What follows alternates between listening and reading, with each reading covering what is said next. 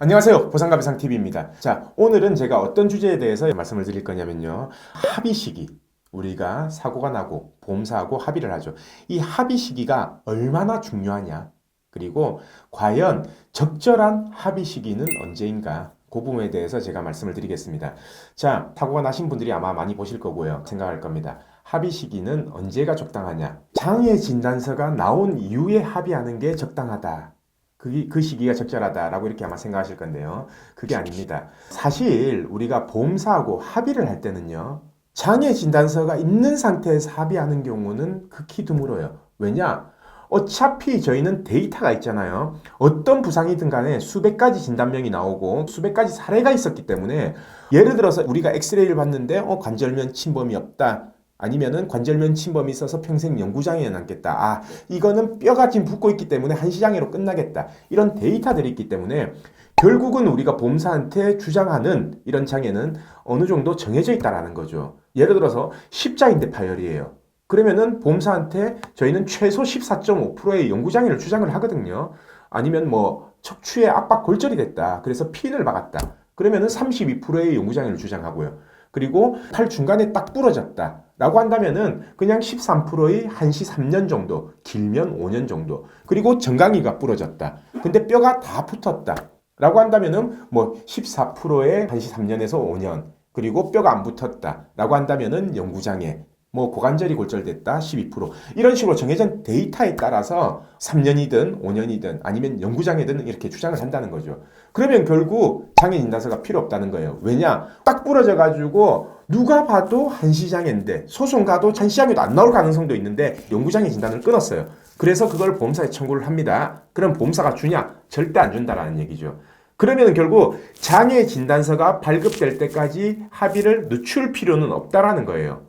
단 여기서 몇 가지 케이스는 있습니다. 예를 들어서 십자인대 파열 같은 경우에 동료를 정확하게 측정을 해봐야 된다. 이런 경우는 6개월이 지난 시점에 장애를 측정을 해야 되겠지만 6개월 이내에 합의를 하는 사건이다 라고 한다면 장애 진단 나올 때까지 기다릴 필요가 없다라는 거죠.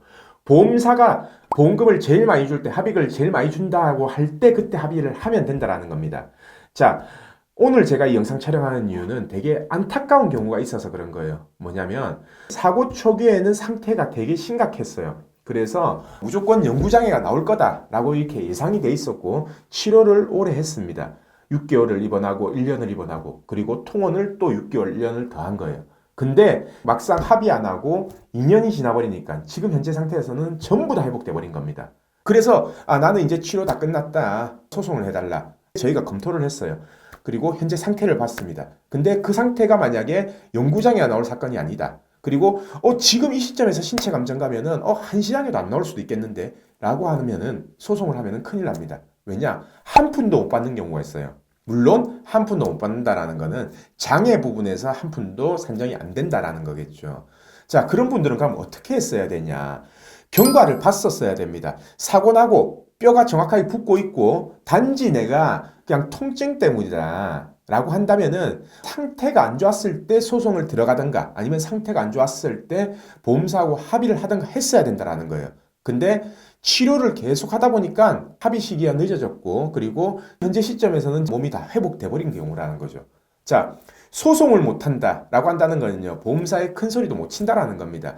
내가 소송을 할 자신이 있을 때 보험사에 큰 소리를 쳐서 우리가 원하는 합의금을 줄래 안 줄래 아니면 빨리 소송 제기할 거다 라고 해야지 보험사에 어느 정도 압박 수단이 되는 거고 보험사 담당자도 최대한 합의금을 산정할 근거가 되는 거지 치료를 쭉 해놓고 충분히 했다. 그리고 몸이 다 회복됐다라고 하면은 결국은 장애 부분이 깎여버리기 때문에 합의금은 줄어들게 될 거라는 거죠. 그래서 제가 정리를 해드리면요. 만약에 한시장애가 예상된다. 영구장애가 아니다라고 하면요. 6개월까지 기다릴 필요 없습니다. 그냥 보험사에서 합의금을 제일 많이 준다 할 때 합의하면 되고요.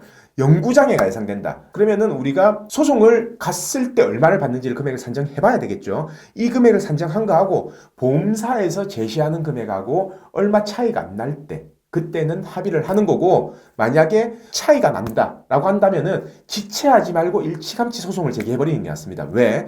소송을 제기해야지 신체 감정을 받을 수 있고 내 몸 상태가 최대한 안 좋을 때 신체 감정을 받는 게 그나마 유리한 결과가 나올 수가 있다는 얘기죠. 자, 소송하면은 치료 못 받는 거 아니냐?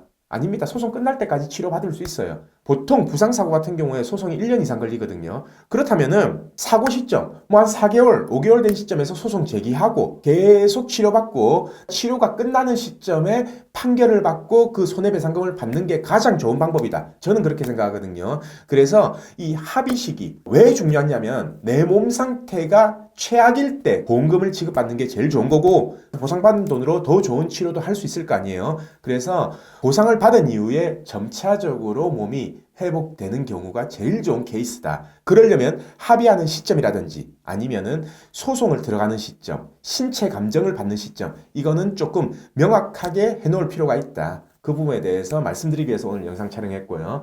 자, 이게 아마 처음 부상당하고 처음 다치고 처음 합의해보고 이런 분들은 어떻게 해야 되는지를 모르실 겁니다. 그래서 검색창에 그냥 보상과 배상 검색을 하셔도 되고요. 아니면 여기에 삼각형 표시 클릭하시면 설명란이 나오거든요. 설명란에 제가 링크를 걸어놨고 전화번호도 기재해놨습니다. 글로 문의 주시면은 자세한 상담 받을 수 있을 겁니다. 물론 저희 상담할 때요. 기본적으로 저희가 금액을 산출할 수 없는 사건, 염좌라든지 추간판 탈출증, 기여도가 있는 사건, 이런 사건들은 저희가 정확하게 금액을 산정할 수가 없거든요. 그런 부분은 상담이 좀 제한된다. 미리 양해의 말씀을 드립니다. 자, 오늘 방송은 여기까지 하고요. 내일도 새로운 주제를 가지고 오겠습니다. 오늘 방송 끝까지 봐주신 구독자분들 감사드립니다.